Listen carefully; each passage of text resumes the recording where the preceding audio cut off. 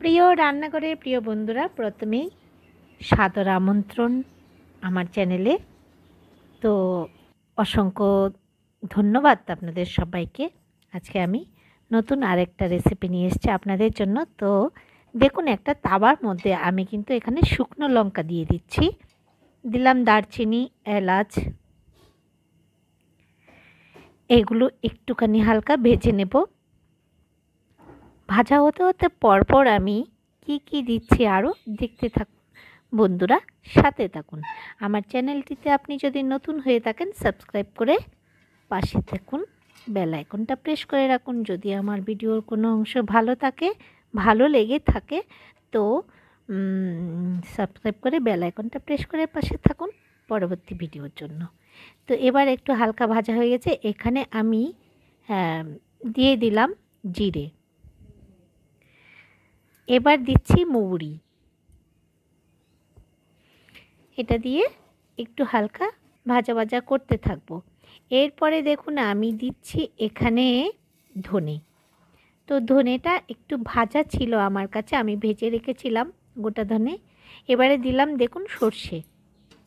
সবকটা এবার একটু বাদামি রং করে আমি ভেজে নেব। তো শুকনো মশলা কিন্তু একটু বাদামি রঙেরই হয়, কিন্তু ভাজলে পরে আর একটু কালারটা চেঞ্জ হয়ে যায়। তো বুঝতেই পারবেন, কালারটা চেঞ্জ হয়ে গেলে তখন নামিয়ে নেবেন।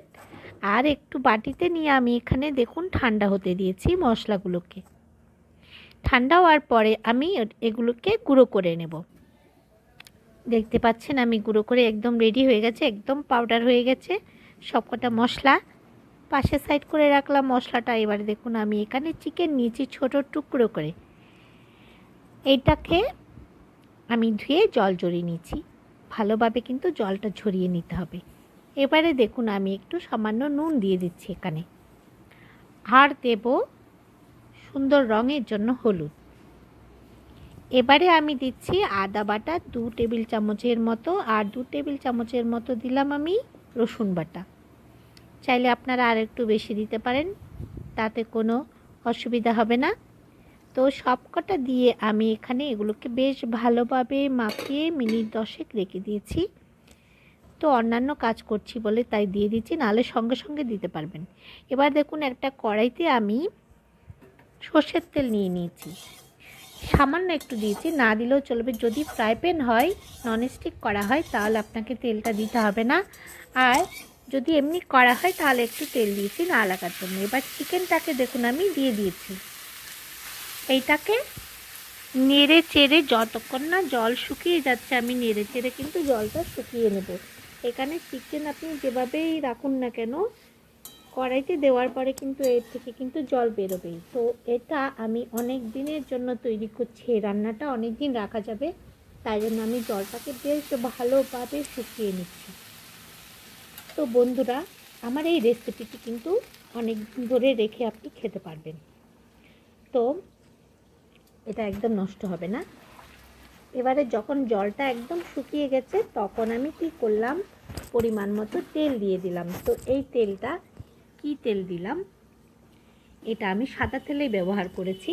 চাইলে আপনারা এটা আপনি অলিভ অয়েলও ব্যবহার করতে পারেন। অলিভ অয়েল যেহেতু শরীরের জন্য কোনো রিস্ক থাকে না, তো আপনারা চাইলে অলিভ অয়েল ব্যবহার করতে পারেন, অথবা সর্ষের তেলও ব্যবহার করতে পারেন, কিন্তু এখানে হালকা তেলটা বেশ ভালো হবে। তো এবারে আমি বাদামি রং করে যখনই মাংসটা ভাজা হয়ে গেছে ওই তেলের মধ্যে, তেলের পরিমাণটা নিশ্চয়ই আপনারা খেয়াল করেছেন, একটু তেলটা বেশি লাগবে। এবারে আমি বেশ ঝাল করার জন্য গুঁড়ো লঙ্কা দিয়ে দিলাম আরও 3 চামচের মতো। এখানে আমি 4 থেকে 5টা দিয়েছিলাম শুকনো লঙ্কা। এবারে দেখুন, যখন গুঁড়ো করছিলাম, গুঁড়ো করার সময় কিন্তু 4-5টা লঙ্কা দিয়েছিলাম। এবারে দেখুন আমি আরও একটু স্বাদ অনুযায়ী নুন দিয়ে দিলাম। এবার লঙ্কাটাকে একটু ভালোভাবে মিক্স করে নিচ্ছি মাংসের সাথে। দেখুন রঙটা কি সুন্দর হয়েছে, লাল টকটকে।